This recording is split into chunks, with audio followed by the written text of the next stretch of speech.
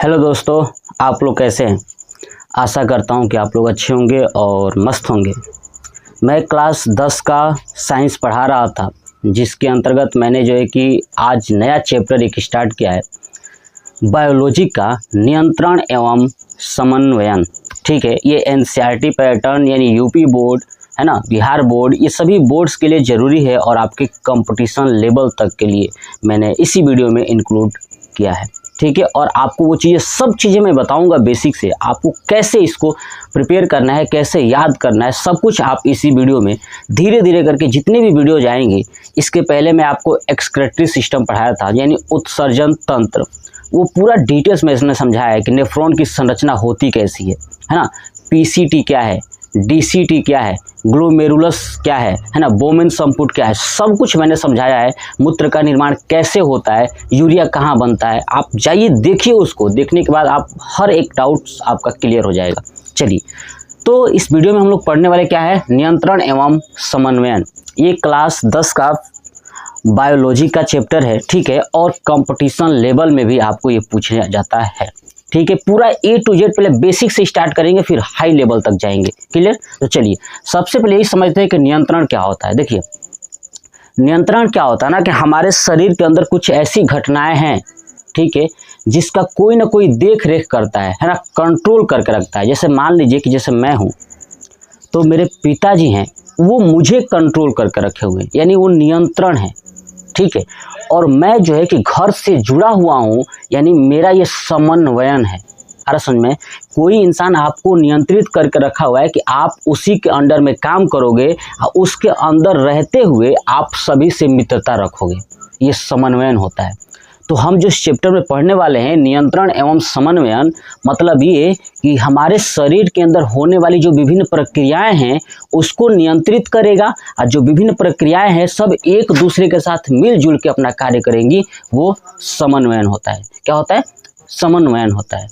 नियंत्रण और समन्वयन क्या होता है, फिर से एक बार रिपीट करता हूँ, ध्यान सुनिए। कि देखिए, जैसे मान लीजिए कि मेरा हार्ट है, ठीक है, तो मेरा जो हार्ट है, अगर ये हार्ट सोचे कि हम कार्य न करें, तो बताइए कोई ना कोई ऐसा होगा जो इसको नियंत्रित करेगा कि नहीं तुम्हें कार्य करना है, तो ये कार्य करेगा, यानी वो नियंत्रण कहला जाएगा। समन्वयन क्या होता है कि हार्ट जब ब्लड को पंप करता है तो ब्लड आगे की तरफ जाता है, वो किसी न किसी अंग से और जुड़ा हुआ है, तो ये सब एक दूसरे का समन्वयन बना के रखी हुई है, साझा बना के रखी हुई है, वही क्या होता है, समन्वयन। इन दोनों को कंट्रोल करके एक इंसान है वो करता है, जिसका नाम है तंत्रिका तंत्र। यानी नियंत्रण एवं समन्वयन का कार्य कौन करता है? तंत्रिका तंत्र। तो चलिए अब पढ़ते हैं तंत्रिका तंत्र क्या होता है। देखिए, हमारे शरीर के अंदर होने वाली विभिन्न प्रक्रियाओं, है ना, हमारे शरीर के अंदर होने वाली विभिन्न प्रक्रियाओं तथा अंगों की प्रक्रियाओं के समन्वयन को, ध्यान सुनिए, हमारे शरीर के अंदर होने वाली विभिन्न प्रक्रियाओं तथा अंगों के क्रियाओं के समन्वयन को स्थापित करने के लिए एक विशेष तंत्र पाया जाता है, जिसे हम तंत्रिका तंत्र कहते हैं। क्या कहते हैं? तंत्रिका तंत्र कहते हैं। मैंने आपको सिंपल वे में समझाया, मैंने बोर्ड पे भी लिखा हुआ है, इसको अलग अलग तरीके से आप कई तरीके से लिख सकते हैं। ध्यान सुनिएगा मेरी बातों को, अगर बात समझ जाते हैं तो वही चीज़ें लिखना है। क्या लिखोगे आप कि आपसे पूछा जाए कि तंत्रिका तंत्र क्या है, तो लिखिएगा कि हमारे शरीर के अंदर होने वाली विभिन्न प्रक्रियाओं तथा अंगों की प्रक्रियाओं या क्रियाओं के लिए एक विशेष प्रकार की तंत्र पाई जाती है, जो इन सभी को नियंत्रित करती है, उसे हम तंत्रिका तंत्र कहते हैं। क्लियर। देखिए, मैंने बोर्ड पे भी लिखा हुआ है अलग तरीके से कि शरीर के विभिन्न प्रक्रियाओं में भाग लेने वाले ऊतक तथा अंगों की क्रियाओं के समन्वयन के लिए एक विशेष तंत्र पाया जाता है, जिसे हम क्या कहते हैं? तंत्रिका तंत्र कहते हैं। ठीक है, अब तंत्रिका तंत्र बना किससे होता है? देखिए, जो तंत्रिका तंत्र होता है ना, वो न्यूरॉन से बना होता है। किससे? न्यूरॉन से। यानी तंत्रिका तंत्र एक बड़ी कोशिका है, ठीक है, यानी बड़ी कोशिका का मतलब से पूरा एक पार्ट है तंत्रिका तंत्र, उसके अंदर छोटे छोटे न्यूरॉन है। क्या है? छोटे छोटे न्यूरॉन है। इसलिए ये बात भी याद रखेगा कि तंत्रिका तंत्र की मुख्य इकाई क्या है? न्यूरॉन होता है। क्या होता है? न्यूरॉन।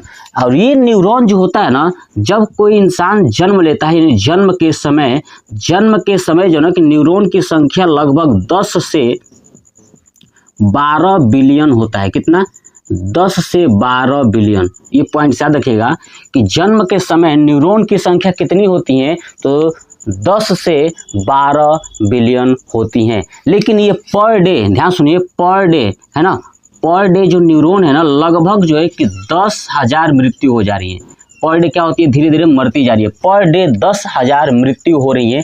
मतलब कि जन्म के समय 10 से 12 बिलियन जो है कि न्यूरॉन्स है, वो पर डे कितना? 10,000 पर डे लगभग जो है ना कि मरती जा रही हैं।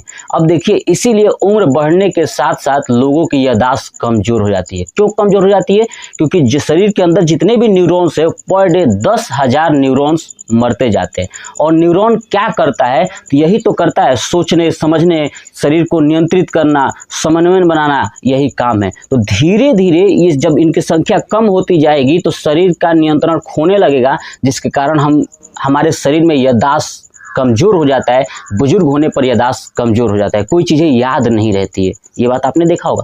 जो छोटे बच्चे होते हैं उनको बहुत जल्दी हर चीज़ याद हो जाता है। क्यों? क्योंकि न्यूरॉन की संख्या ज़्यादा होती है। उम्र बढ़ने के साथ साथ देखते हैं ना, बच्चे गधा होते जाते हैं पढ़ाई लिखाई में। क्यों? क्योंकि न्यूरॉन की संख्या कम होने लगती है ना। और जब तक न्यूरॉन ज़्यादा है तो दिमाग तेज करेगा, न्यूरॉन की संख्या धीरे धीरे घटती जाती है। और आने वाले समय में जब बुजुर्ग होने लगेंगे तो न्यूरॉन्स की संख्या घट जाएगी, जिसके कारण याददाश्त कमजोर हो जाता है, कोई चीज़ें याद नहीं रहती है। तो कौन डिसाइड करता है? न्यूरॉन। यानी तंत्रिका जो तंत्र है ना, वो जिस कोशिका से बना है उस कोशिका का मुख्य इकाई क्या है? तो न्यूरॉन। क्या है? अगर आपसे पूछा जाए कि बताइए तंत्रिका कोशिका की मुख्य इकाई क्या है? न्यूरॉन। तंत्रिका तंत्र की मुख्य इकाई क्या है? न्यूरॉन। न्यूरॉन की संख्या कितनी है? तो बताना कि जन्म के समय 10 से 12 बिलियन होता है, लेकिन मृत्यु मतलब कि जब इंसान बड़ा होने लगता है, ठीक है, तो धीरे धीरे वो पर डे 10,000 मरने लगती हैं। क्लियर? उसके बाद न्यूरॉन जो है कि संरचनात्मक एवं क्रियात्मक इकाई होता है। देखिए,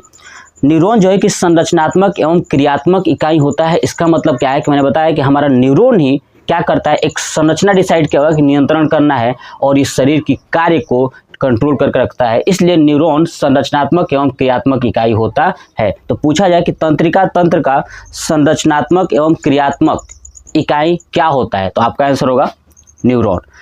अब हम लोग समझते हैं कि तंत्रिका तंत्र का कार्य क्या है, ये क्या करता है। तो देखिए, पहली बात ये बता दूं कि हमारे शरीर के अंदर होने वाली जितनी भी क्रियाएं हैं ना, सबको कंट्रोल करके रखता है, नियंत्रित करके रखता है। कौन? तंत्रिका तंत्र। और हमारे शरीर के अंदर जो क्रियाएं होती हैं वो दो तरह से होती हैं, एक तो ऐच्छिक, एक होता है अनैच्छिक। ऐच्छिक क्रियाएं क्या होती है? जो हमारे इच्छा के अनुसार कार्य करती हैं, और अनैच्छिक क्रियाएं वो होती है जो हमारे इच्छा के अनुसार नहीं कार्य करती हैं। देखिए, जैसे मान लीजिए कि मेरे पास मार्कर है, मैं मार्कर को फेंका।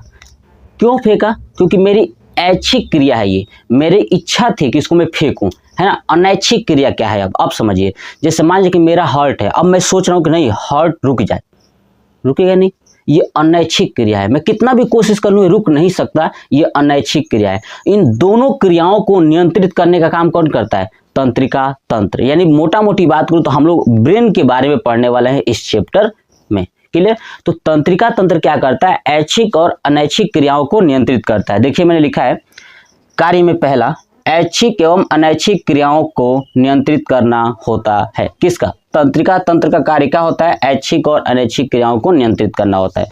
दूसरा पॉइंट, यह हमें सोचने, समझने या किसी से बात करने में जो हम जवाब देते हैं ना फटाफट, ठीक है, उसको भी ये नियंत्रित करके रखता है ना, या सहायता करता है। समझ रहे हैं? देखिए, सोचने, समझने एवं तर्क करने में सहायता करता है। यानी हम कुछ सोच रहे हैं, ये तंत्रिका तंत्र है ना, और किसी को कुछ बोल रहे हैं या समझ रहे हैं या किसी से बात कर रहे हैं, ये सब हमारी सोच पे डिपेंड करता है। और सोच ही क्या है? तंत्रिका तंत्र। ये दूसरा कार्य। तीसरा देखिए कि हमारे शरीर के अंदर होने वाली प्रतिवर्ती क्रियाएं, ठीक है, देखिए शरीर के अंदर होने वाली प्रतिवर्ती क्रियाओं को नियंत्रित करता है। अब प्रतिवर्तित क्रिया क्या होती है? देखिए, जब आप कहीं रास्ते पे जा रहे हो, कहीं कांटा चुभ जाए आपके पैरों में, है ना, कांटा आपके पैरों में चुभ गया, तो देखते हैं ना, अचानक से हमें एहसास होता है कि मतलब आपके शरीर के अंदर अचानक से कुछ एहसास होगा ना।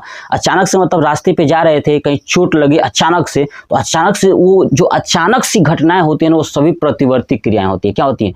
प्रतिवर्ती क्रियाएं। तो उन सभी को भी ये क्या करता है? नियंत्रित करता है। यानी मानव शरीर में प्रतिवर्ती क्रियाओं का नियंत्रण करता है। जैसे मान लीजिए कि मैं चुपचाप बैठा हूँ, सपोज करिए कहीं मच्छर अचानक से काट दिया तो फटाक से हम देखते हैं ना, उसको बहुत तेजी से देखते हैं, ये प्रतिवर्ती क्रिया होगी, है ना। अचानक से जो कार्य होगा उस बिना सोचे समझे तुरंत करते हैं, वो प्रतिवर्ती क्रिया होती है। जैसे मान लीजिए कि पानी लीजिए, पानी बहुत गर्म है, जैसे उसमें हाथ लगाएंगे तो तुरंत आपके शरीर में अनुभव होगा कि गर्म है। ये सभी प्रतिवर्ती क्रिया हैं अचानक से होने वाली। तो जो अचानक सी घटनाएं हो रही है ना, वो सब प्रतिवर्ती क्रिया हैं। इनको भी क्या करता है, नियंत्रित करके रखता है। नेक्स्ट है वातावरण में होने वाली घटनाओं को इकट्ठा करना। जैसे वातावरण में जैसे ठंडा होना, गर्म का एहसास होना, या जो हम खाना खाते हैं उसका टेस्ट पता चलता है, ये सब कौन नियंत्रित करता है, ये कौन बताता है, ये सब तंत्र ही बताती है। जैसे नाक, कान, जीभ आदि, ये सब क्या करते हैं, बताते हैं। जैसे देखिए नाक क्या है, अभी वातावरण में मान लीजिए कि मैंने कहीं आग जला दिया या कहीं गैस लीक हो गया, तो आप देखते हैं ना कि नाक में अनुभव होता है कि गैस लीक हो रहा है या गंध दे रहा है। ये सब ब्रेन को समझ में आता है कि ब्रेन बताता है हमको कि क्या हो रहा है, गैस कहीं लीक हुआ है, क्योंकि नाक के द्वारा वो एंट्री करेगा और यहाँ पे न्यूरॉन जो बसी हुई है, न्यूरॉन पहुंचा देगी ब्रेन को, ब्रेन बताएगा कि हाँ गैस लीक हुआ है। ये सब इकट्ठा करते हैं। नेक्स्ट जो है सूचनाओं का आदान प्रदान करना। ये क्या करती है, सूचनाओं का आदान प्रदान करती है। तंत्रिका कोशिका यही होती है, तंत्रिका तंत्र, जो सूचनाओं का आदान प्रदान करती है। ठीक है। नेक्स्ट मैंने आपको बताया था कि जन्म के समय, है ना, 10 से मतलब 12 बिलियन, ठीक है, मैं लिख देता हूँ 10 से 12 बिलियन, ठीक है, और प्रतिदिन लगभग 10,000 न्यूरॉन की मृत्यु होती जा रही है, जिसके कारण याददाश्त कमजोर हो जाता है। तो ये था नियंत्रण एवं समन्वयन का तंत्रिका तंत्र क्या है, इसके कार्य क्या है। ठीक है, ये मैंने आपको कंप्लीट किया। नेक्स्ट पार्ट में आपको ये पढ़ाऊंगा कि तंत्रिका कोशिका की संरचना, अर्थात न्यूरॉन की संरचना होती कैसी है। न्यूरॉन के अंदर एक्सॉन क्या है, कोशिका काय क्या है, केंद्रक क्या है, ठीक है, निश्चल कण क्या होते हैं, ये सब ध्रुमिका क्या होती है, सब डिटेल्स के साथ पिक्चर के थ्रू मैं आपको समझाने वाला हूँ। तो ये वीडियो कैसा लगा कमेंट बॉक्स में कमेंट करके जरूर बताइएगा। जय हिंद, जय भारत, वंदे मातरम।